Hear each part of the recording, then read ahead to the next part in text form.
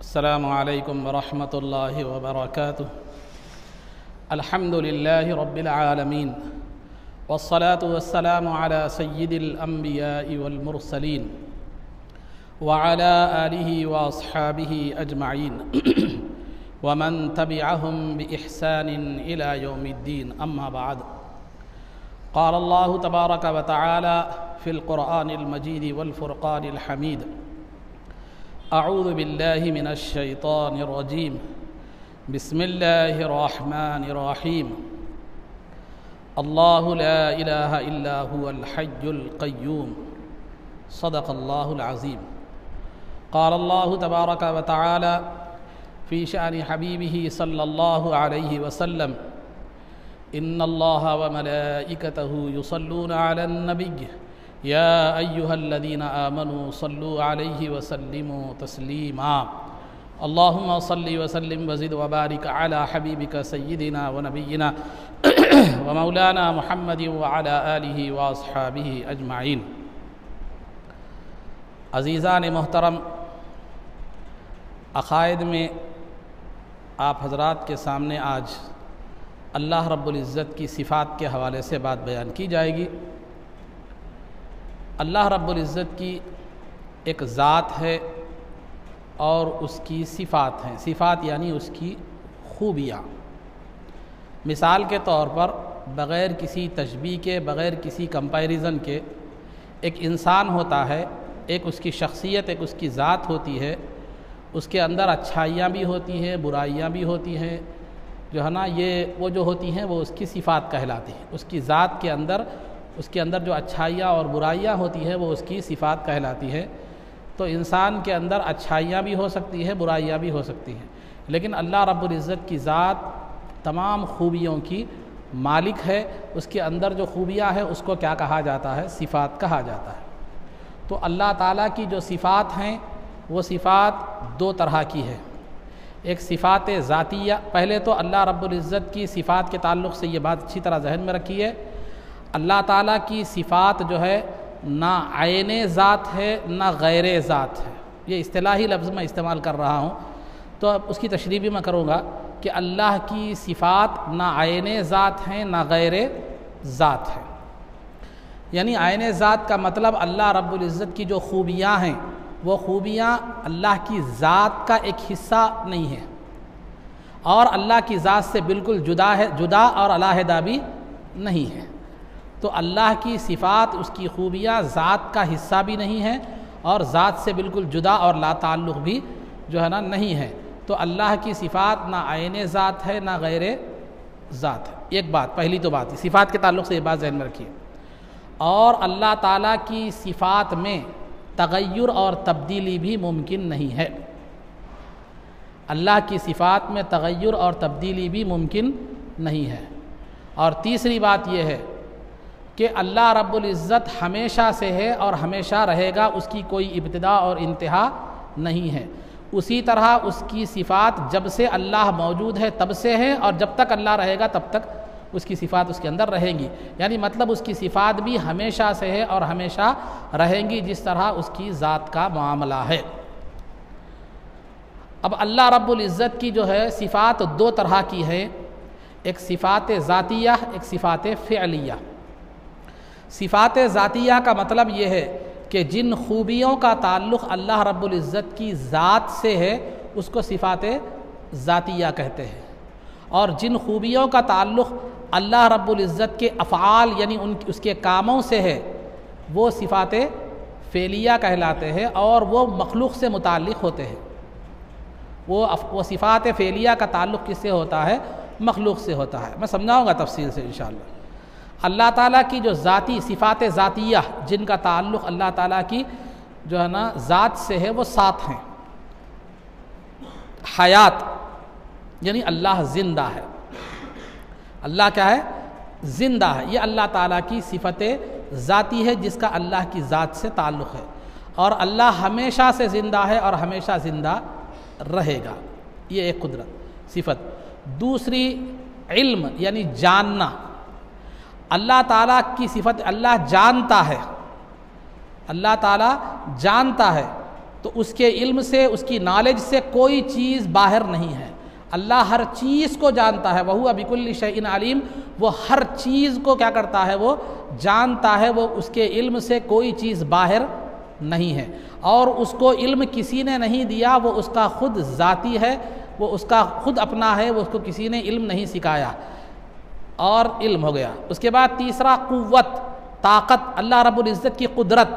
اللہ رب العزت قدرت اللہ تعالیٰ کی صفت ذاتی ہے، اس کا تعلق اس کی ذات سے ہے، یعنی اللہ ایک قدرت والی، طاقت والی ذات ہے، وہ ہر چیز پر قدرت رکھتا ہے، کوئی چیز اس کے لیے ناممکن اور مشکل اور محال نہیں ہے۔ وَهُوَ عَلَىٰ كُلِّ شَيْءٍ قَدِيرٌ، وہ ہر چیز پر قدرت رکھنے والا ہے، کوئی چیز اس کی قدرت سے باہر نہیں ہے۔ انسان ہے 10 کلو اٹھا سکتا لیکن 20 کلو نہیں اٹھا سکتا، یہ اس کی قدرت سے باہر ہے۔ میں مثال کے طور پر سمجھانا چاہ رہا ہوں۔ تو اللہ ہر ایک کی ایک قدرت ہوتی ہے، ایک طاقت ہوتی ہے، اس کی ایک حد ہوتی ہے، لیکن اللہ رب العزت کی قدرت کی کوئی حد نہیں ہے، کوئی چیز اس کے لیے ناممکن نام کی کوئی چیز اس کے پاس نہیں ہے۔ تو یہ قدرت، یہ اللہ تعالیٰ کی تیسری صفت ذاتی ہے۔ اور چوتھا ارادہ، یعنی اللہ رب العزت جس چیز کا ارادہ کرتا ہے وہ کر گزرتا ہے، اس کے ارادے کو کوئی روکنے والا نہیں ہے۔ ان اللہ یحکم ما یرید، اللہ تعالیٰ جو ارادہ کرتا ہے وہ فیصلہ فرما دیتا ہے۔ یفعل اللہ ما یشاء، اللہ رب العزت جو چاہتا ہے وہ کر گزرتا ہے، اس کے ارادے کو کوئی بدلنے والا اور روکنے والا نہیں ہے۔ تو یہ اللہ رب العزت کا ارادہ، یہ اللہ تعالیٰ کی قدرت، یہ صفت ہے، صفت ذاتی ہے۔ سماعت یعنی سننا، یہ اللہ رب العزت کی جو ہے نا صفت ہے۔ تو سماعت، اللہ رب العزت کائنات کی ہر آواز کو، ہر چیز کو سن سکتا ہے، لیکن ہماری طرح اس کے کان نہیں ہیں، وہ سننے کے لیے کانوں کا محتاج نہیں ہے۔ اللہ رب العزت ہر چیز کو دیکھ سکتا ہے، بصارت یعنی دیکھنا، اللہ رب العزت ہر چیز کو دیکھ سکتا ہے، لیکن ہماری طرح وہ اس کی آنکھیں نہیں ہیں اور نہ وہ دیکھنے کے لیے آنکھوں کا محتاج ہے۔ اللہ رب العزت کلام فرماتا ہے، قرآن اس کا کلام ہے، اس کی گفتگو ہے، اللہ گفتگو فرماتا ہے، قرآن اس کا کلام ہے، لیکن جو ہے نا وہ ہماری طرح اس کا منہ نہیں ہے، ہماری طرح اس کی زبان نہیں ہے، اور وہ کلام کرنے کے لیے زبان اور منہ کا محتاج نہیں ہے۔ وہ زندہ ہے لیکن ہماری طرح اس کے ہاتھ پیر کان آنکھ ناک وغیرہ کچھ بھی ہماری طرح اس کی شکل و صورت نہیں ہے۔ تو یہ ہے اللہ تعالیٰ کی صفات ذاتیہ جن کا تعلق اللہ کی ذات سے ہے۔ کیا ہے؟ حیات یعنی زندگی، علم جاننا، قدرت یعنی طاقت، اور چوتھا ارادہ، پانچواں سننا، چھٹا دیکھنا، ساتواں کلام کرنا۔ یہ 7 اللہ تعالیٰ کی وہ صفات، وہ خوبیاں ہیں جن کا تعلق اللہ تعالیٰ سے ہے، کی ذات سے ہے۔ رہا اللہ تعالیٰ کی بعض صفات وہ ہیں جو اس کے کاموں سے، جو اس کے افعال سے جن کا تعلق ہے، اور وہ افعال جو ہوتے ہیں وہ مخلوق کے ساتھ وابستہ ہے۔ اللہ کے یہ افعال مخلوق سے اس کا تعلق ہے۔ جیسے مثال کے طور پر میں بتلاتا چلوں، اللہ زندگی دیتا ہے، کس کو دیتا ہے زندگی؟ مخلوق کو دیتا، کسی کو بھی۔ اللہ موت دیتا ہے، کس کو دیتا؟ مخلوق کو دیتا ہے۔ اور جو ہے نا اللہ تعالیٰ رزق دیتا ہے، کس کو دیتا ہے؟ مخلوق کو دیتا ہے۔ اللہ تعالیٰ عزت دیتا ہے، عزت دینا یہ اللہ کی صفت ہے، یہ کس کے تعلق؟ اس کا تعلق کس سے ہے؟ مخلوق سے ہے۔ ذلت دینا یہ اللہ کی صفت ہے، اس کا تعلق کس سے ہے؟ مخلوق سے ہے۔ ہدایت دینا یہ اللہ کی صفت ہے، اس کا تعلق کس سے ہے؟ مخلوق سے ہے۔ اور گمراہ کرنا جو ہے نا یہ اللہ کی صفت ہے، اور اس کا تعلق کس سے ہے؟ مخلوق سے ہے۔ تو یہ اللہ کی صفات فعلیہ ہے، جو اللہ تعالیٰ کے کاموں سے جن کا تعلق ہے۔ موت دینا، زندگی دینا، عزت دینا، ذلت دینا، ہدایت دینا، گمراہ کرنا، یہ اللہ تعالیٰ کے افعال اور اس کے کام ہیں جن کا تعلق مخلوق سے ہے، اور یہ اللہ تعالیٰ کی صفات فعلیہ کہلاتی ہیں۔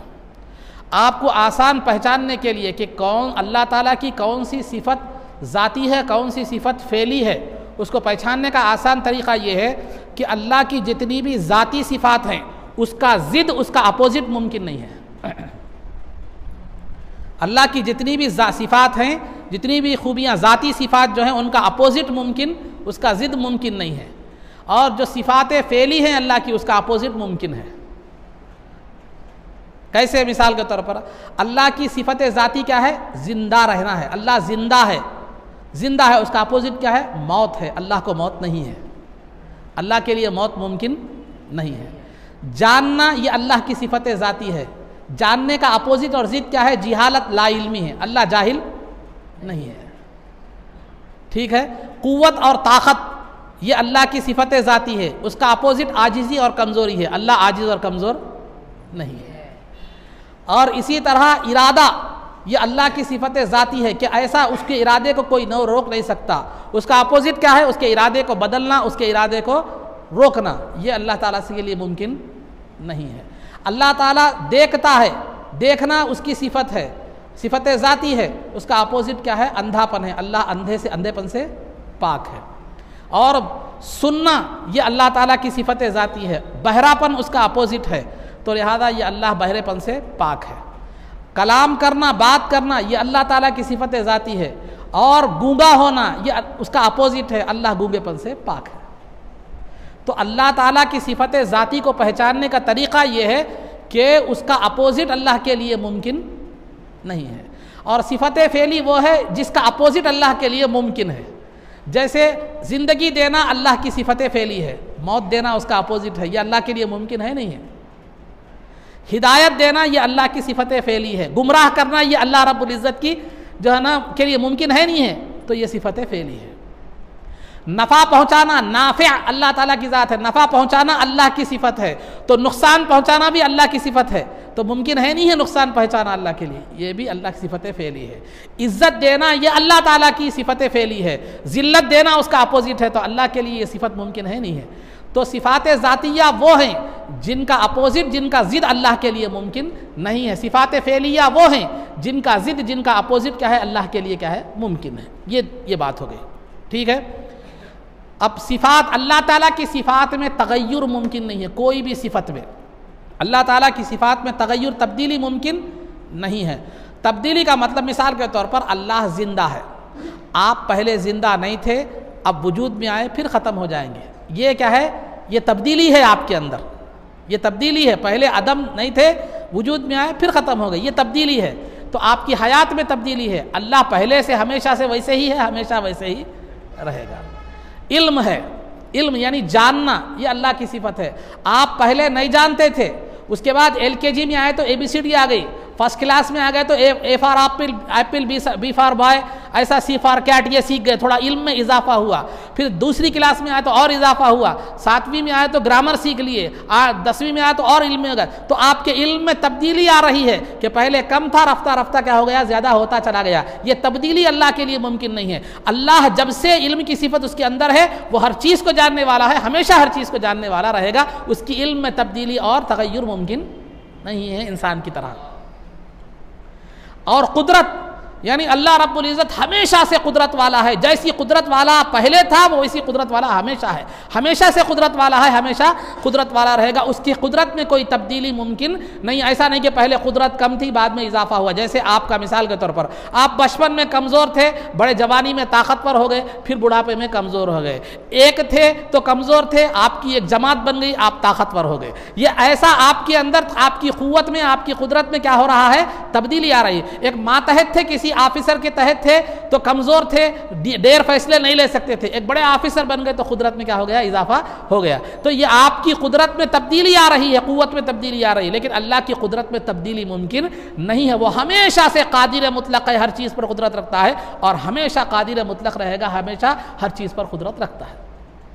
اللہ جو ہے نا دیکھتا ہے، تو بندے کے دیکھنے میں تبدیلی آتی ہے، پہلے بصارت دیکھنا اچھا ہوتا ہے، بعد میں کیا ہے؟ بصارت کم ہو جاتی ہے۔ سننا بھی پہلے اچھا ہوتا ہے، بعد میں کیا ہے؟ کمزور ہو جاتا ہے۔ بات کرنا، بچپن میں بات نہیں کر سکتا، جوانی میں بات کرتا ہے، پھر بڑھاپے میں ایک وقت ایسا آ جاتا ہے کہ وہ بات کرنا سمجھ میں صحیح طور پر جیسے جوانی میں کر سکتا تھا ویسے سمجھ کر بات نہیں کر سکتا۔ یہ تبدیلی انسان کے اندر جو آ رہی ہے، اللہ تعالیٰ کی صفات میں تغیر اور تبدیلی ممکن نہیں ہے، وہ ہمیشہ سے ہے، ہمیشہ رہے گا، جیسی اس کی صفات پہلے سے تھی ہمیشہ ویسے ہی کیا کریں گی؟ رہیں گی، اس میں تبدیلی اور تغیر ممکن نہیں ہے۔ تو خلاصہ آج عقیدے کی گفتگو کا خلاصہ یہ ہے کہ اللہ کی صفات نہ اس کی ذات کا حصہ ہے، نہ اس کی ذات سے جدا ہے، یہ پہلا عقیدہ۔ دوسرا عقیدہ، اللہ کی صفات دو طرح کی ہیں، ایک صفات ذاتیہ، ایک صفات فعلیہ۔ اور تیسری چیز جو ہے، اللہ تعالیٰ کی صفات تغیر اور تبدیلی سے پاک ہیں، ہمیشہ سے اس کی صفات جیسی ہے ویسے ہی رہیں گے اور ہمیشہ ویسے ہی رہیں گی، اس میں کچھ کمی و زیادتی تبدیلی ممکن نہیں ہے۔ یہ عقیدے کے حوالے سے آپ حضرات کے سامنے بات رکھی گئی۔ اب رہا دوسرا مرحلہ جو ہے وہ سیرت کا ہے۔ سیرت کے حوالے سے آپ کو اس سے قبل بات بتلائی گئی تھی کہ رسول پاک صلی اللہ علیہ وسلم کو جن پاک عورتوں نے دودھ پلایا ہے وہ بعض روایتوں کے مطابق 8 ہیں، لیکن مشہور جو ہے وہ 4 ہیں۔ 4 جو ہے نا عورتوں نے دودھ پلایا۔ ایک تو خود آپ کی والدہ محترمہ بی بی آمینہ رضی اللہ تعالیٰ عنہ، دوسرے سویبہ رضی اللہ تعالیٰ عنہ، تیسرے عاتقہ رضی اللہ تعالیٰ عنہ، چوتھی جنہوں نے سب سے زیادہ دودھ پلایا سرکار کو وہ حلیمہ سعدیہ رضی اللہ تعالیٰ عنہ ہیں، جنہوں نے تقریباً 2 سال تک سرکار دو عالم صلی اللہ علیہ وسلم کو دودھ پلایا۔ اور پھر وہ جو سرکار کو لے کر جب مکے سے گئی تو سرکار کے جو معجزات کا ظہور ہوا ان کے قبیلے میں، یہاں وہ سب پیچھے کی جو ہے نا پیچھے گفتگو میں وہ پیچھے کی نشست میں وہ باتیں آ چکی ہیں۔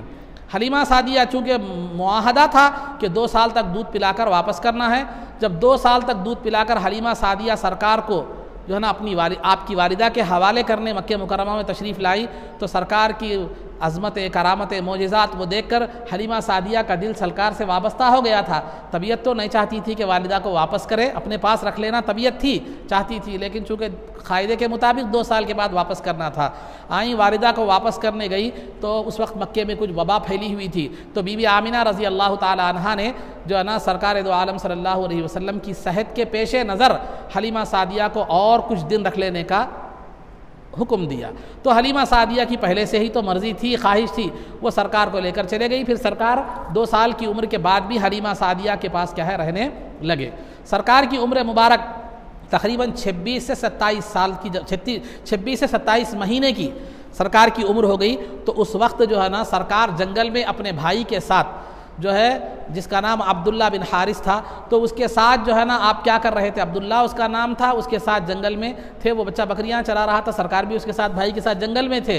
تو اچانک جو ہے نا آپ کے بھائی نے دیکھا کہ 2 نورانی بزرگ آئے ہیں، انہوں نے سرکار کو لٹا دیا اور آپ کا سینہ وہ آنے والے بزرگ جبرائیل اور میکائیل تھے، فرشتے تھے وہ، تو انہوں نے آ کر سرکار کا جو ہے نا سینہ چاک کیا اور جو ہے نا سینے کو قلب مبارک کو بھی چیرا، سینے کو بھی چیرا، اس میں ایک کالا خون کا لوتھڑا تھا، تو جو ہے نا اس لوتھڑے کو نکالا جو ہر انسان کے دل میں ہوتا ہے اور وہ شیطان کا مقام ہوتا ہے، تو وہ نکال دیا گیا وہ اثر، اور اس کے بعد اس کے اثر کو بھی ختم کرنے کے لیے جو ہے وہ کیا کر دیا گیا، پانی سے کیا کر دیا گیا، دھو دیا گیا، اس ایک برف کے پانی سے دھو دیا گیا۔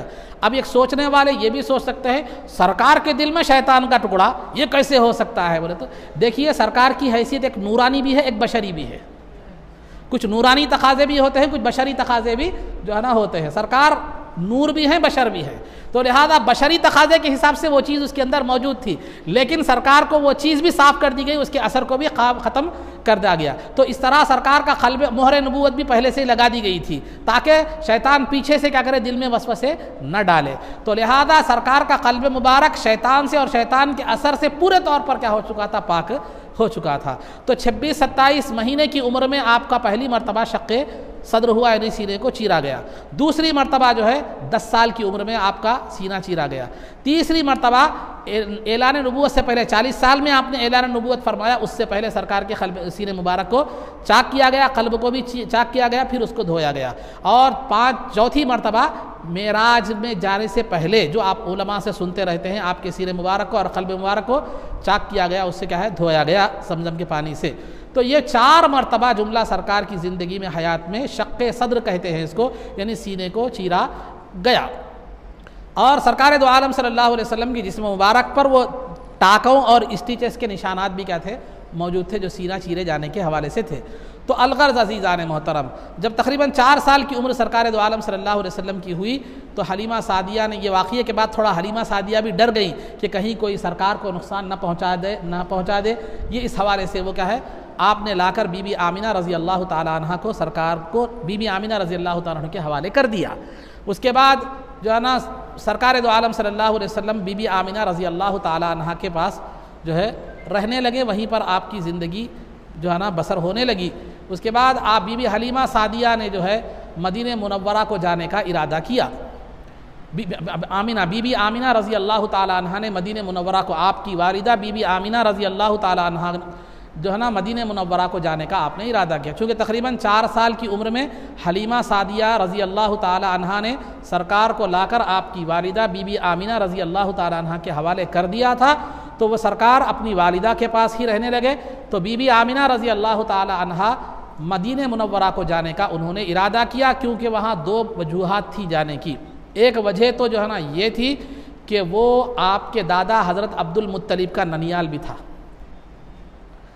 مدینہ منورہ آپ کے دادا یعنی سرکار کے دادا عبد المطلب کا جو ہے نا ننیال بھی تھا۔ دوسرا آپ کے والد ماجد کی قبر بھی وہاں پر تھی، جیسے کہ پیچھے میں نے بتلایا ہے کہ ملک شام کی تجارت کے لیے گئے تھے، راستے میں جو ہے نا آ کر مدینے میں طبیعت خراب ہو گئی، آپ کے والد کا وصال ہو گیا، سرکار ابھی پیٹ میں تھے والدہ کے، تو وہاں والد کی قبر بھی تھی، تو زیارت بھی مقصود تھی، رشتہ داروں سے ملاقات بھی مقصود تھی۔ تو بی بی آمینہ رضی اللہ تعالیٰ عنہ سرکار کو لے کر گئی مدینہ منورہ کو، پھر وہاں کچھ دن آپ نے قیام فرمایا۔ اب واپسی میں جب سرکار کو لے کر آ رہی تھی تو بی بی آمینہ کے ساتھ سرکار بھی تھے اور ایمن رضی اللہ تعالیٰ عنہ بھی تھی۔ تو وہ جب واپس ہو رہے تھے تو مقام ابوا میں بی بی آمینہ رضی اللہ تعالی عنہا کا انتقال ہو گیا۔ اس وقت سرکار دو عالم صلی اللہ علیہ وسلم کی عمر مبارک 6 سال کی تھی، اور بی بی آمینہ کو وہیں اسی مقام پر کیا کر دیا گیا، دفنا دیا گیا۔ اور سرکار دو عالم صلی اللہ علیہ وسلم 6 سال کی عمر میں والدین کے سائے سے محروم ہو گئے، والدین کے سائے سے جو ہے نا محروم ہو گئے۔ تو پھر وہ ایمن سرکار کو لے کر آئیں، آ کر حضرت عبد المطلب کے حوالے کر دی، آپ کے دادا حضرت عبد المطلب کے حوالے کر دی۔ تو دادا نے بھی یتیمی کا دور دیکھا تھا، انہیں معلوم تھا کہ یتیم کا کیا درد ہوتا ہے، تو لہذا انہوں نے جو ہے اپنے اپنے پوتے کی جو ہے نا بڑی محبت اور شفقت کے ساتھ کیا کی، جو ہے نا تربیت فرمائی، اپنی اولاد سے زیادہ عزیز رکھتے تھے، ساتھ بٹھاتے تھے، ساتھ کھلاتے تھے، اور ساتھ ہی ان کے اپنے پاس سلاتے تھے، اور جو ہے ہمیشہ ان کی نگرانی کیا کرتے تھے۔ کعبۃ اللہ کے چونکہ آپ متولی تھے عبد المطلب، تو لہذا کعبۃ اللہ میں کے پاس ایک صحن میں آپ کی ایک مسند بچھائی جاتی تھی، اس مسند پر اور اس جگہ پر ایک حصہ بچھایا جاتا تھا، اس مسند پر آپ کے بیٹوں میں سے کسی کو بیٹھنے کی ہمت نہیں تھی، لیکن سرکار آ کر بیٹھ جاتے تھے۔ تو جب بیٹے روکنے جاتے، عبد المطلب کے فرزند روکنے جاتے کہ دادا کا مقام ہے، تو عبد المطلب روکنے سے منع فرماتے تھے۔ تو بہرحال یہ سایہ تقریباً 2 سال تک جو ہے سرکار دو عالم صلی اللہ علیہ وسلم کے سر پر جو ہے نا عبد المطلب دادا کا سایہ رہا، جنہوں نے کبھی بھی ماں باپ کی کمی محسوس ہونے نہیں دی۔ جب سرکار دو عالم صلی اللہ علیہ وسلم کی عمر مبارک 8 سال 2 مہینے 10 دن کی ہو گئی تو آپ کے دادا کا انتقال ہو گیا۔ انتقال کے وقت جو ہے نا دادا نے اپنے بیٹے ابو طالب، جو سرکار کے حقیقی چچا ہے، سرکار کے حقیقی چچا بھی تھے، اور میدر چچا جس کو کہتے ہیں، دوسری دادیوں سے بھی کچھ چچا تھے، جس کا تفصیلی تذکرہ میں نے پیچھے کر دیا ہے، تو لہذا حقیقی چچا تھے سرکار کے ابو طالب۔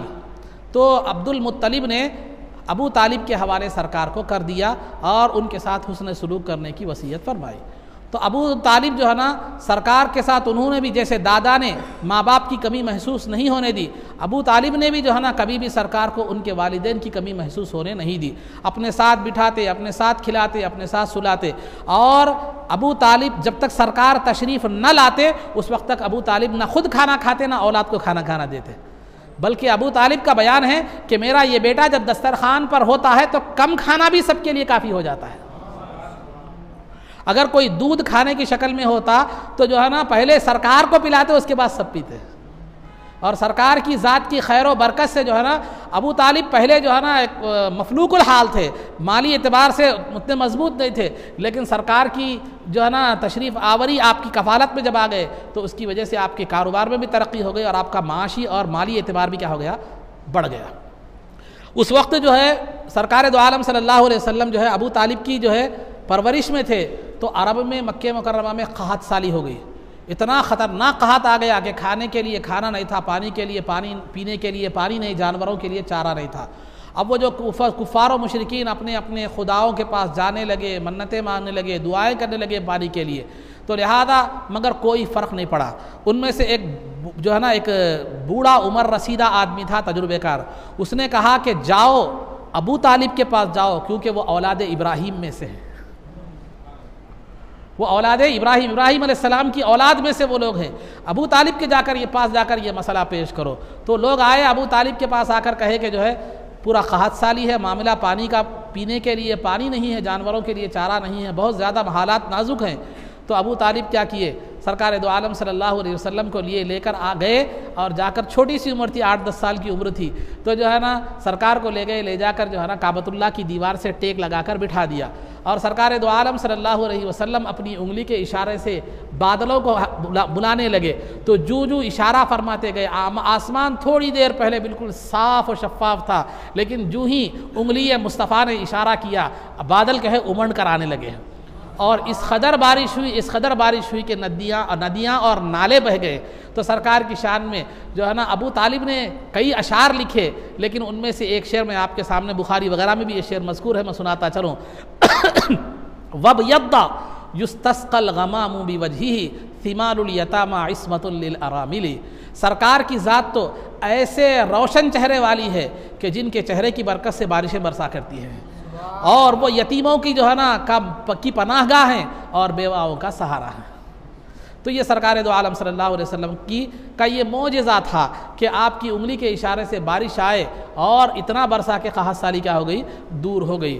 تو ابو طالب کی پرورش سرکار کے ساتھ جو رہی، وہ تقریباً 8 سال کی عمر سے لے کر جو ہے نا تقریباً 50 سال کی عمر تک ابو طالب سرکار کے پرورش، بچپن میں تو پرورش کی، اور بڑے ہونے کے بعد سرکار نے جب اعلان نبوت فرمایا، سارے کفار آپ کے دشمن بن گئے تھے، آپ کے خون کے پیاسے ہو گئے تھے، لیکن اس میں ایک جو دیوار کے طور پر کھڑے تھے وہ ابو طالب تھے۔ سرکار کی اشاعت کے معاملے میں، تبلیغ کی اشاعت کے معاملے میں، ہر کام میں سرکار کی جو ہے نا مدد کیا کرتے تھے، اور دین اسلام کے معاملے میں ہر کام میں آپ کی مدد کیا کرتے تھے، لیکن آپ کے ایمان کے بارے میں اختلاف ہے۔ بعض نے کہا ہے کہ ابو طالب جو ہے نا اس دنیا سے کافر تشریف لے گئے، بعض نے کہا ہے کہ ایمان لائے، لیکن سب میں سیف سیٹ اور بہترین عقیدہ یہ ہے کہ نہ وہ خبر کا سوال ہے نہ حشر کا سوال ہے، بس یہ کہنا کہ اللہ بہتر جانتا ہے کہ وہ مومن تھے یا کافر تھے۔ خاموشی اس معاملے میں سب سے بہترین جو ہے نا عمل ہے، بہترین طریقہ ہے۔ یہ ابو طالب کا معاملہ ہے۔ تو یہ ابو طالب کی جو ہے نا سرکار دو عالم صلی اللہ علیہ وسلم کی عمر مبارک جب 12 سال کی ہوئی، تو چونکہ ابو طالب کا جو پیشہ تھا وہ پیشہ جو ہے تجارت کا پیشہ تھا، تو تجارت کے لیے ملک شام جو ہے نا ابو طالب ملک شام کے لیے جانے لگے۔ 12 سال کی عمر سرکار کی تھی، تو چونکہ چچا سے بہت زیادہ مانوس تھے، عمر بھی کوئی زیادہ بڑی نہیں تھی، تو لہذا سرکار نے جو ہے نا خواہش کی کہ میں بھی جو ہے نا ملک آپ کے ساتھ تجارت میں آؤں گا، لیکن چونکہ سفر کی مشقتیں، اس زمانے میں سفر آسان نہیں تھا، پرخطر بھی تھا، مشقت والا بھی تھا، تو اس کے پیش نظر حضرت ابو طالب جو ہے نا سرکار کو چھوڑ کر جانے کا ارادہ کر رہے تھے، لیکن سرکار غمزدہ ہو گئے اور ابو طالب سے لپٹ گئے، تو ابو طالب نے جو ہے نا چھوڑ کر جانا مناسب نہیں سمجھا، سرکار کو لے کر چلے گئے۔ جب سفر کا قافلہ چلتا ہوا گیا تو ملک شام کا ایک شہر بصرہ ہے، بصرہ کے قریب میں ایک علاقہ ہے جس کا نام تیمہ ہے۔ تیمہ، اس مقام پر جب پہنچے تو وہاں پر ایک جو ہے نا گرجا گھر تھا، وہاں پر ایک جو ہے گرجا گھر تھا، تو گرجا گھر میں جو ہے نا ایک راہب یعنی پادری تھا، پادری رہتا تھا جو عیسائی عالم تھا جس کا نام بحیرہ راہب تھا، جس کا نام تو جرجس تھا اس کا نام، اور بحیرہ راہب بھی اسے کہا جاتا تھا۔ تو لہذا وہ پادری کا معاملہ یہ تھا کہ کئی قافلے وہاں سے گزرتے تھے، لیکن کبھی کسی کے سامنے کسی سے آتا رہتا، کسی سے بات نہیں کرتا تھا، مطلب کسی کے نام میں نہیں جاتا تھا۔ لیکن جب سرکار کا قافلہ ابو طالب کی نگرانی میں پہنچا تو جو ہی سرکار کا قافلہ آنے لگا تو وہ فوراً جو ہے نا اپنے گرجا گھر سے باہر نکل گیا۔ باہر نکل کر جب سرکار کو دیکھا تو اس نے جو ہے نا کہا، ھذا سید العالمین، ھذا رسول رب العالمین یبعثہ اللہ رحمۃ للعالمین، یہ تمام عالموں کے سردار ہیں اور یہ اللہ رب العالمین کے رسول ہیں، اور اللہ ان کو رحمۃ للعالمین بنا کر دنیا میں بھیجا ہے۔ ابھی تو آپ نے اعلان نبوت نہیں کیا تھا سرکار نے، لیکن لوگوں نے پوچھا کہ تم نے کیسا پہچانا کہ یہ اللہ کے رسول ہیں؟ تو اس نے کہا کہ میں جب وہ سرکار آ رہے تھے، جب وہ گھاٹی پر سے آ رہے تھے تو میں نے دیکھا کہ ہر پتھر ہر درخت آپ کو سلام کر رہا تھا، اور پتھر اور درخت نبی کو سلام کیا کرتے ہیں۔ تو لہذا اس نے آپ کے آنے کے اہتمام میں دعوت کا اہتمام کیا، آپ کے آنے کی خوشی میں دعوت کا اہتمام کیا۔ آج ہم میلاد النبی کی دعوت پر اعتراض کرتے ہیں، تو آپ کی آمد کی خوشی میں کیا کیا؟ اس نے دعوت کا اہتمام کیا، بڑی پرتکلف کیا کی معلوم ہے دعوت کی۔ جس وقت دسترخوان بچھایا گیا تو سرکار دو عالم صلی اللہ علیہ وسلم اونٹوں کی نگہبانی میں گئے ہوئے تھے، تو اس کے بعد جب سب دسترخوان بچھایا گیا، سب لوگ بیٹھ گئے، تو اس نے کہا کہاں ہیں سرکار، کہاں ہیں؟ تو جو ہے نا وہاں اونٹوں کے پاس ہے۔ تو پھر سرکار کو اس نے بلا بھیجا۔ جب ایک درخت کے نیچے کیا ہو گیا تھا، جو ہے دسترخوان بچھایا گیا تھا، تو سب لوگ بیٹھ گئے تھے درخت کے سائے میں۔ جب سرکار تشریف لائے تو دسترخوان کے اس حصے پر جگہ ملی جہاں پر درخت کا سایہ نہیں آ رہا تھا۔ جو ہی سرکار بیٹھے کہ جو ہے نا درخت اپنا سایہ دراز کرنے لگا، درخت اپنا سایہ دراز کرنے لگا اور سرکار کو اپنے سائے میں لے لیا۔ یہی وجہ ہے کہ سرکار کی حدیث ہے، ہر چیز جانتی ہے کہ میں اللہ کا رسول ہوں سوائے سرکش جنات اور انسان کے۔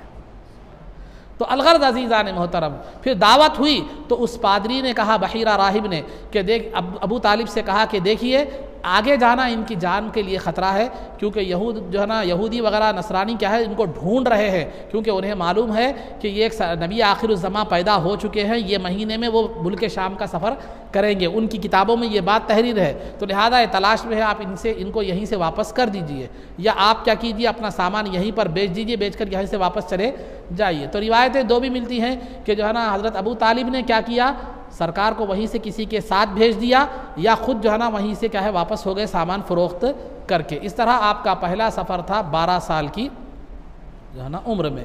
تو یہاں تک جو ہے نا سیرت کے حوالے سے آپ حضرات کے سامنے بات رکھی گئی۔ تو عقائد اور سیرت دونوں کے حوالے سے بات، آداب میں جو ہے نا پاکی اور طہارت کے آداب کیا کیے جا رہے تھے، بیان کیے جا رہے تھے۔ آج میں نے جو ہے نا پاکی کے حوالے سے جن آداب کا جو ہے نا جس عنوان کا انتخاب کیا ہے وہ ہے ختنہ۔ ختنہ کرنا، ختنہ کرنا سنت مؤکدہ ہے، ختنہ کرنا سنت مؤکدہ ہے۔ بغیر کسی عذر کے اگر کسی لڑکے کی ختنہ نہیں کی جاتی، یا وہ بڑا ہونے کے بعد خود ختنہ نہیں کراتا، تو ماں باپ بھی سنت کو چھوڑنے کے ذمہ دار ہوں گے، وہ لڑکا بھی سنت کو چھوڑنے کا ذمہ دار ہوگا۔ تو لہذا ختنہ کرنا سنت مؤکدہ ہے۔ ختنہ ایک جو ہے نا فطری عمل ہے، ختنہ ایک فطری عمل ہے، اور یہ جو ہے نا اسلام ایک دین فطرت ہے۔ اس حوالے سے اگر دیکھا جائے تو یہ ثابت ہوتا ہے کہ تمام انبیاء نے ختنہ کی سنت جو ہے نا فرمائی، لیکن جو ہے باضابطہ طور پر روایات سے جو ثابت ہے وہ ختنہ سب سے پہلے ختنہ کی ابتدا جو کی گئی ہے وہ حضرت ابراہیم علیہ السلام سے ہوئی ہے۔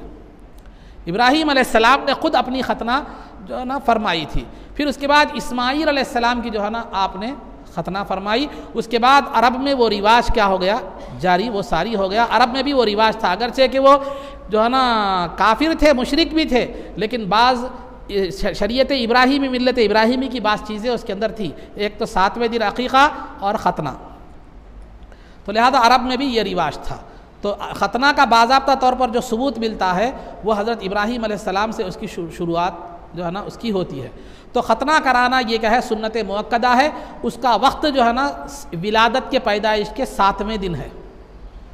اگر بچہ کمزور ہے یا کسی وجہ سے آپ نہیں کرا سکے تو جو ہے نا 10 سال کے اندر بالغ ہونے سے پہلے کرانا ہے، بلا عذر تاخیر کرنا جو ہے نا نہیں ہے، بالغ ہونے سے پہلے کیا کرنا ہے، کرانا ہے۔ نہیں، اگر کوئی آدمی بالغ ہونے کے بعد ایمان لایا یا کسی عذر یا مجبوری کی وجہ سے اسے ختنہ نہیں کرائی گئی تھی، تو بالغ ہونے کے بعد بھی جو ہے نا ختنہ کرانے کی گنجائش ہے، ختنہ کے لیے سطر دیکھنے کی گنجائش فقہا نے رکھی ہے، لیکن بلا عذر بلا وجہ تاخیر کرنا مناسب جو ہے نا نہیں ہے۔ اور ختنہ کی ہمارے پاس جو دعوت ہوتی ہے، پھول پناتے ہیں، دعوت کرتے ہیں، تو ختنہ کی دعوت اور ختنہ کے جو پھول ہوتے ہیں، اگر وہ اس نیت سے کیے جا رہے ہیں کہ آج ایک سنت کی تکمیل ہوئی ہے، اس کی خوشی میں اگر وہ دعوت اور پھول کا معاملہ کیا جاتا ہے تو وہ درست ہے، اس کے علاوہ کوئی اور چیز اس میں نہیں ہے۔ تو اس بات اگر خوشی میں سنت کی تکمیل پر، کیونکہ سنت کی تکمیل ہو گئی، اللہ نے ایک سنت کو مکمل کرنے کی توفیق دی ہے، تو اس ہدایت پر جو ہے نا اگر کوئی خوشی میں کیا کرتا ہے جو ہے نا وہ اگر ختنہ کی دعوت کرتا ہے، پھول پناتا ہے، تو اس میں کوئی حرج کی بات جو ہے نا نہیں ہے۔ ختنہ کے اندر حکمت جو ہے نا بہت سی حکمتیں ہیں۔ سب سے پہلے نظافت اور پاکیزگی ہے، چونکہ اگر ختنہ نہ کی جائے تو جب طہارت وغیرہ بندہ کرتا ہے تو اس کے پیشاب کے خطرے وہ زائد چمڑے کے اندر رہ جاتے ہیں، جس کی وجہ سے اسے جو ہے جس کی وجہ سے ہوتا کیا ہے، جب وہ طہارت لے لیتا ہے بعد میں وہ اندر جو خطرات تھے وہ باہر آ کر جو ہے نا لباس کو لگنے کا احتمال بھی پیدا ہوتا ہے۔ اور فوائد بہت زیادہ ہیں ختنہ کے. ڈاکٹرز، مسلمان ڈاکٹروں کا جو ہے نا یہ بیان ہے کہ ختنہ کے فائدوں میں سے ایک فائدہ یہ ہے کہ اس سے پیشاب کی نالی میں جو جلن ہوتی ہے یا پیشاب کی نالی میں جو کینسر ہونے کا امکان ہوتا ہے وہ ختنہ سے نہیں ہوتا. اور دوسرا، اگر کوئی آدمی کسی عورت سے جو ہے نا ہم بستری کرتا ہے تو اگر عورت کو کچھ بیماری ہو تو وہ ختنہ نہ کیا ہوا مرد اگر ہو تو پھر اس کی بیماری اس کو جو ہے نا لگنے کے بہت زیادہ کیا ہوتے ہیں، امکانات زیادہ بڑھ جاتے ہیں.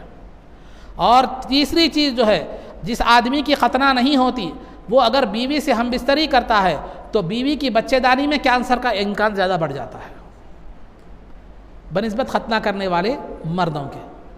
تو لہذا یہ ختنہ کے کچھ حکمتیں اور فوائد جو ہے نا بیان کی گئی ہیں، تو لہذا ختنہ کرنا سنت مؤکدہ ہے.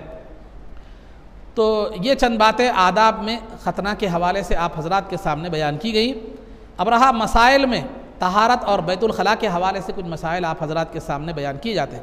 اس سے قبل کرسی پر نماز کے حوالے سے مسائل جو ہے نا بیان کیے گئے تھے.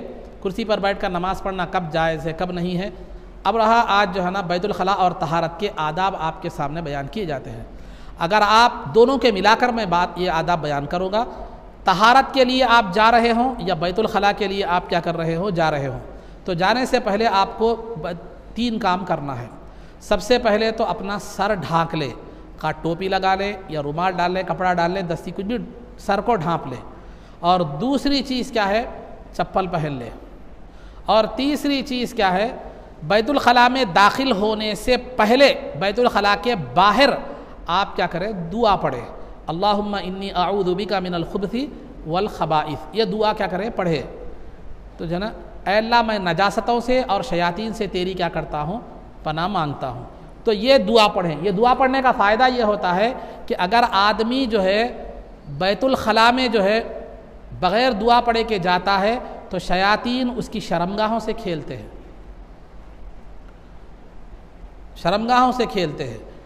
اور دعا پڑھ لیتا ہے تو ان کے درمیان، شرمگاہ کے درمیان وہ دعا ایک آڑ بن جاتی ہے. اور دوسری بات یہ ہے کہ نقصان پہنچاتے ہیں شیاطین. بسا اوقات جو سرکش شیاطین رہتے ہیں وہ بیت الخلاء میں نقصان پہنچانے کا اندیشہ بھی ہوتا ہے. ایسا واقعہ رب سرکار کے زمانے میں بھی پیش آیا. ایک صاحب کو جو ہے نا شیاطین نے قتل بھی کر دیا تھا. تو اس طرح نقصان پہنچانے کا اندیشہ بھی ہوتا ہے، جس کی وجہ سے اگر آپ دعا پڑھ کر جائیں تو اس کے نقصان سے کیا ہو جائیں گے، آپ جو ہے نا بچ جائیں گے. تو لہذا بیت الخلاء کے باہر کیا کریں، دعا پڑھیں. اگر نہیں، اب آپ گھر میں تو ایک آدھ بیت الخلاء رہتا ہے، لیکن اب مسجد میں آئیں گے تو کئی بیت الخلاء ہوتے ہیں، کئی طہارت خانوں کا ایک ایریا ہوتا ہے، ایک ایریا. تو لہذا اگر آپ مسجد میں یا کسی جگہ ایسی جگہ جا رہے ہیں طہارت اور بیت الخلاء کے لیے کہ جہاں ایک ایریا ہے، کئی طہارت خانے، کئی بیت الخلاء ہے، تو وہ ایریا میں داخل ہونے سے پہلے اس کے باہر دعا پڑھ کے کیا کریں، آپ جائیں. نہیں، اگر آپ جنگل میں طہارت یا بیت الخلاء کے لیے جا رہے ہیں تو لباس کھولنے سے پہلے دعا پڑھیں. عام سنگل بیت الخلاء میں اگر جا رہے ہیں تو آپ بیت الخلاء سے باہر دعا پڑھیں. اگر نہیں، ایک ایریے میں ہے، بیت الخلاء کے ایریے میں جا رہے ہیں تو پھر وہاں وہ ایریے میں داخل ہونے سے پہلے کیا کریں، آپ دعا پڑھیں. یا آپ جنگل میں ہیں تو پھر لباس کھولنے سے پہلے کیا کریں، دعا پڑھیں.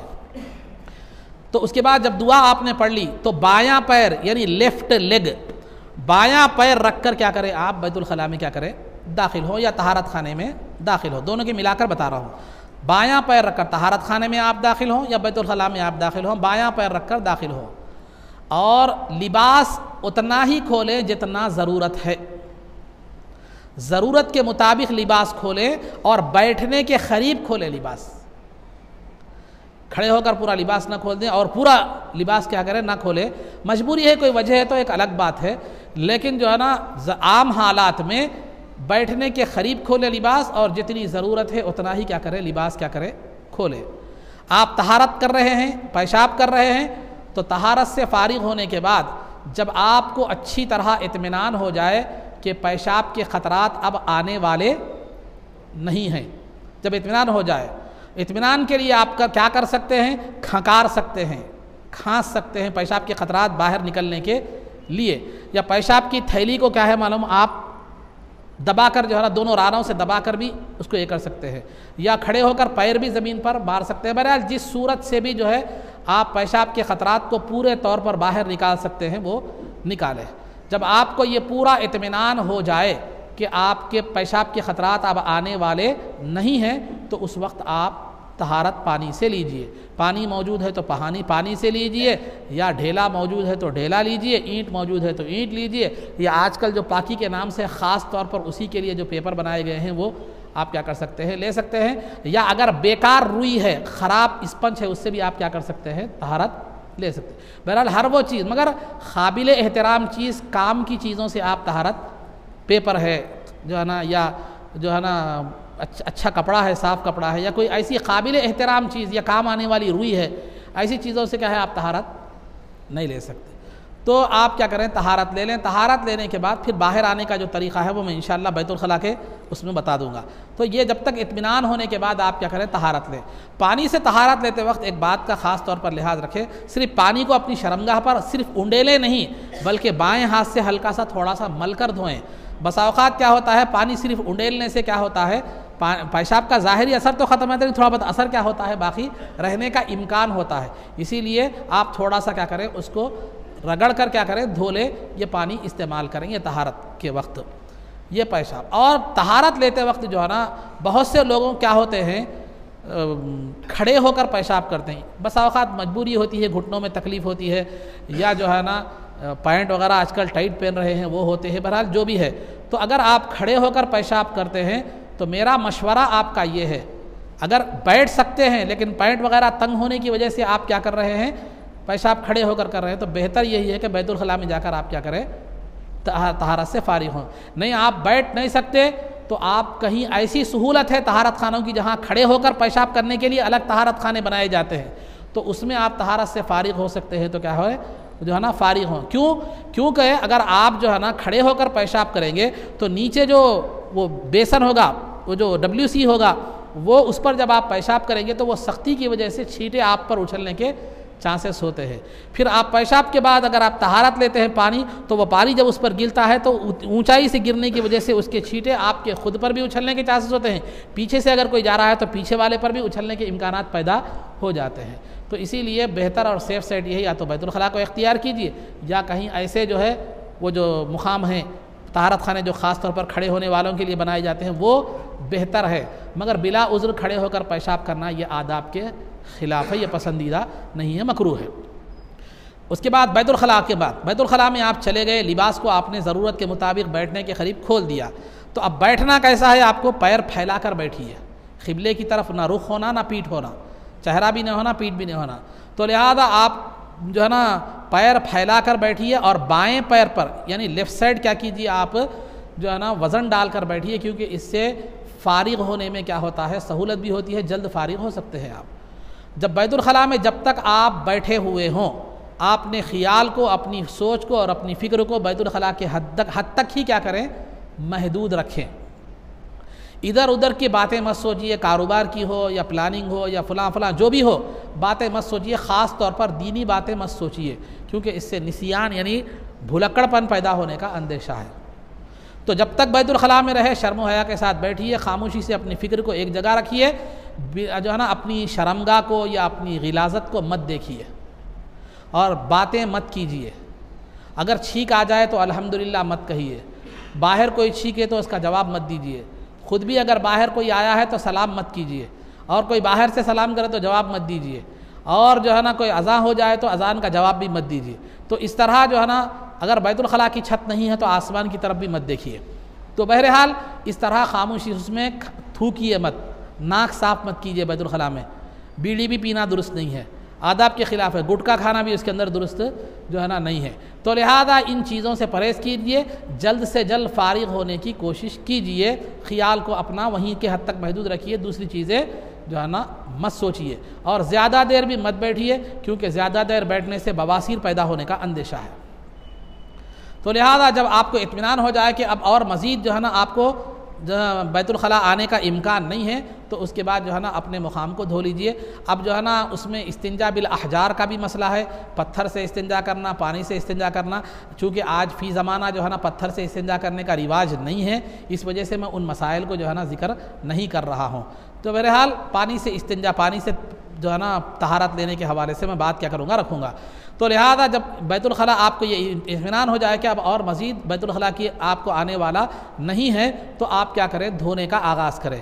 دھونے کے معاملے میں بائیں ہاتھ کو اختیار کریں اور جو ہے نا پانی کو لے کر کیا کریں، پہلے کیا کریں، یہ درمیان کی بائیں ہاتھ کی جو درمیانی انگلی ہے اس کو اوپر رکھیں، اس سے کیا کریں معلوم ہے، اس مقام کو صاف کریں۔ پھر اس کے بعد بازو کی انگلی چڑھائیں، ایسا آگے لائیں، پھر اس کے بعد اگر اور ضرورت پڑے تو یہ چھوٹی انگلی کو بھی ساتھ کر لیں۔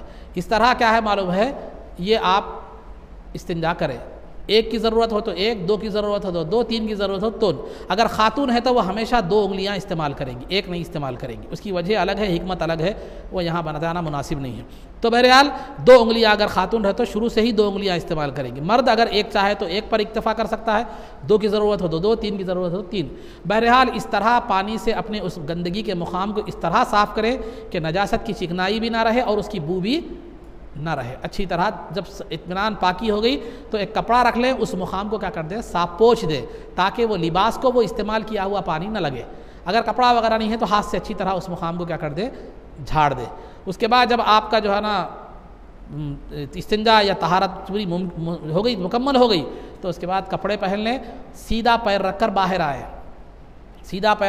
آئیں، اور دعائیں پڑھیں۔ ایک تو مختصر دعا کا ہے غفرانک، آپ یہ بھی پڑھ سکتے ہیں غفرانک، یا نہیں تو دوسری دعا یہ بھی پڑھ سکتے ہیں کہ اللہ الحمدللہ الذی اذھب عنی الاذی وعافانی، یہ دعا بھی آپ کیا کر سکتے ہیں، پڑھ سکتے ہیں، لیکن یہ بیت الخلاء سے باہر آنے کے بعد پڑھنا ہے، اور طہارت خانے یا بیت الخلاء کے ایریے میں ہے تو ایریے سے باہر آنے کے بعد جو ہے نا یہ دعا آپ کو پڑھنا ہے۔ اس کے بعد ہاتھوں کو مٹی سے رگڑ کر یا صابن سے رگڑ کر اچھی طرح کیا کر لیں، دھو لیں۔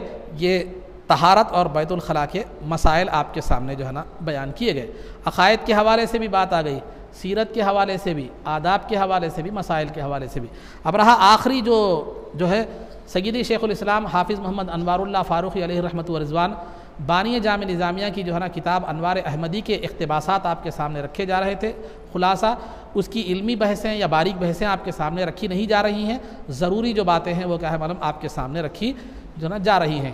اس سے قبل جو ہے نا آپ نے ایک روایت سنی تھی مواہب اللدنیہ کے حوالے سے، کہ حضرت نے جو ہے نا اپنے ایک شعر کی تشریح میں یہ روایت بیان کی تھی کہ آدم علیہ السلام نے جو ہے اپنے بیٹے فرزند شیث علیہ السلام کو وصیت کی تھی کہ جو ہے نا ہمیشہ جب بھی تم اللہ کا ذکر کرو تو ذکر کے ساتھ رسول پاک صلی اللہ علیہ وسلم کا بھی ذکر کرو۔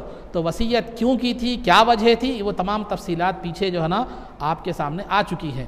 یہ روایات کو بیان کرنے کے بعد بانی جامعہ علیہ الرحمۃ والرضوان نے جو ہے ایک تبصرہ فرماتے ہوئے فرمایا کہ دیکھو، جب سرکار کا ذکر، بڑے بڑے پیغمبروں نے سرکار کے ذکر کو اپنا وظیفہ بنایا، تو پھر ہم تو امتی ہیں، ہمارے لیے تو امتی کا رشتہ ہونے کے حوالے سے بہت زیادہ ضروری ہے کہ ہم سرکار کا کثرت سے ذکر کریں، سرکار کا کثرت سے جو ہے نا ذکر کریں۔ کیونکہ کثرت ذکر سے ایمان میں کمال پیدا ہوتا ہے، کثرت ذکر سے ایمان میں کمال۔ دو باتیں بانی جامعہ نے بڑی پیاری لکھی ہیں۔ کثرت ذکر سے جو ہے نا کثرت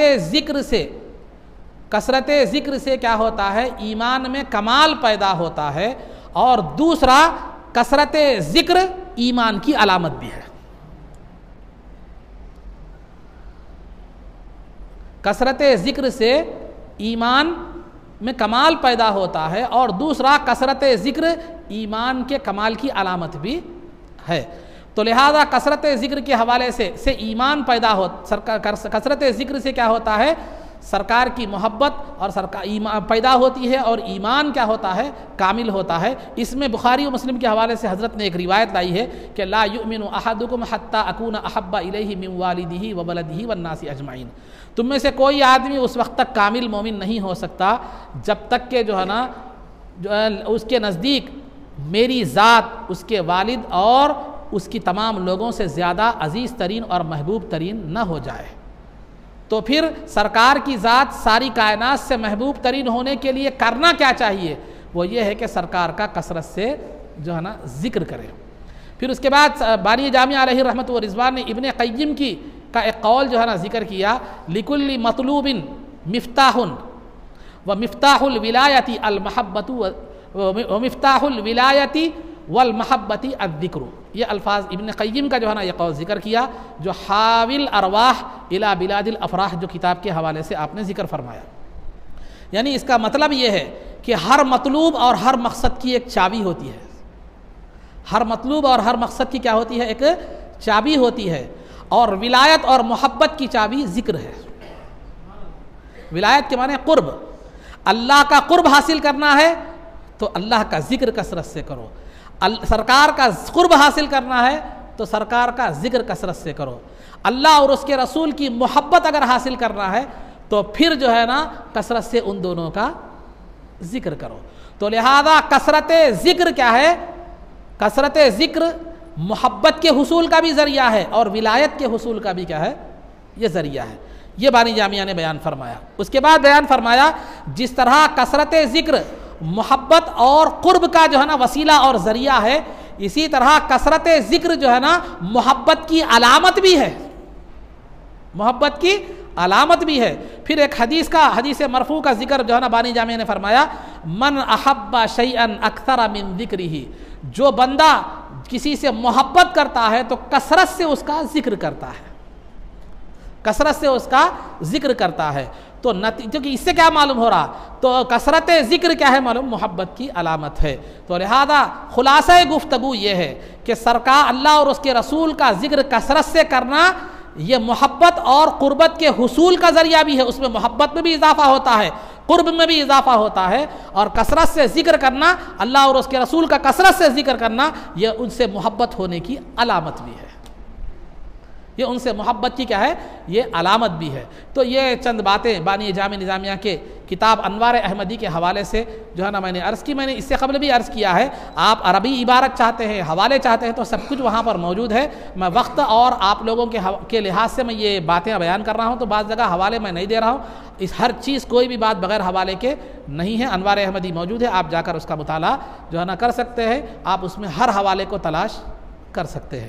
تو بہرحال میں مختصر طور پر یہ کرنے کے لیے بس اوقات عربی عبارتیں نہیں پڑھ رہا ہوں، حوالہ نہیں دے رہا ہوں، صرف انوار احمدی کا حوالہ دے رہا ہوں. وہاں آپ کو ہر حوالہ اور ہر چیز عبارت کے ساتھ، حوالے کے ساتھ، پوری بحث کے ساتھ آپ کو کیا ہو جائے گی جو ہے نا. اگر حدیث میں کچھ کلام ہے تو کلام کے ساتھ پھر ہر چیز آپ کو وہاں پر علمی اعتبار سے آپ کو مل جائے گی.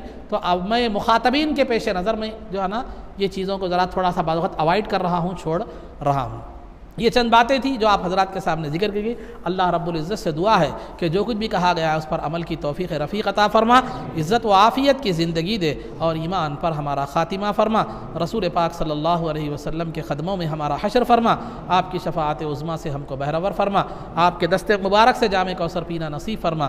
جنت میں آپ کی غلامی معیت و رفاقت نصیب فرما. صلی اللہ تعالی وسلم علی خیر خلقہ سیدنا محمد و آلہ و صحبہ اجمعین برحمتک یا ارحم الراحمین والحمد